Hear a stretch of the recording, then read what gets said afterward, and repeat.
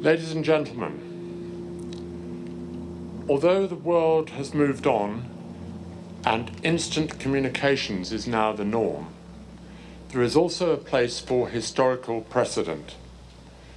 So as Lord Lieutenant of Devon and the monarch's personal representative here, I welcome you to this meeting place at an important time in the history of our nation, to hear the proclamation of good news.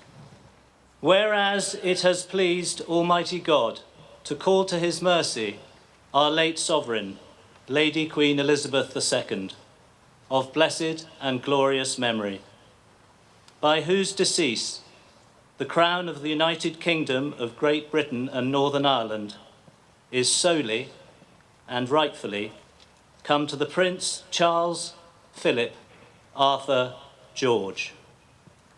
We, therefore, the Lords spiritual and temporal of this realm, and members of the House of Commons, together with other members of Her late Majesty's Privy Council, and representatives of the realms and territories, aldermen and citizens of London, and others, do now hereby, with one voice and consent of tongue and heart, publish and proclaim that the Prince Charles, Philip, Arthur George is now, by the death of our late sovereign of happy memory, become our only lawful and rightful liege lord, Charles III, by the grace of God of the United Kingdom of Great Britain and Northern Ireland and his other realms and territories.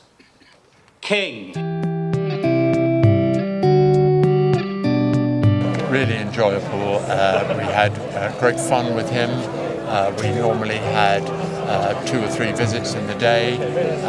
He was incredibly professional. He loved the public, and if there were ones where the public were involved, he would spend as much time talking to the public as he would on the place that we were visiting. Well, it was his usual self. There was no sign, and that's interesting. There was no sign that he thought that there was going to be an imminent change of reign, and I think, and that's why when the Queen died, it took us all by surprise. Because historically, it was the only practical way of that news being disseminated, and I think it still has a relevance today, even in this era of 24-hour rolling news. If you saw yesterday, the proclamation was made on the balcony of St James's Palace, and 20 minutes later, the Mayor of the City of London repeated exactly those same words a few miles up the road. And there were lots of people at each event, and I'd like to think it had a significance for those that were there, as I would hope the people here had the same feeling. Well, I suspect that you will see him less at the sort of events that he was able to go to when he had that time, but hopefully Prince William will be able to fill those shoes. I'm sure he's been extremely well tutored and prepared for it.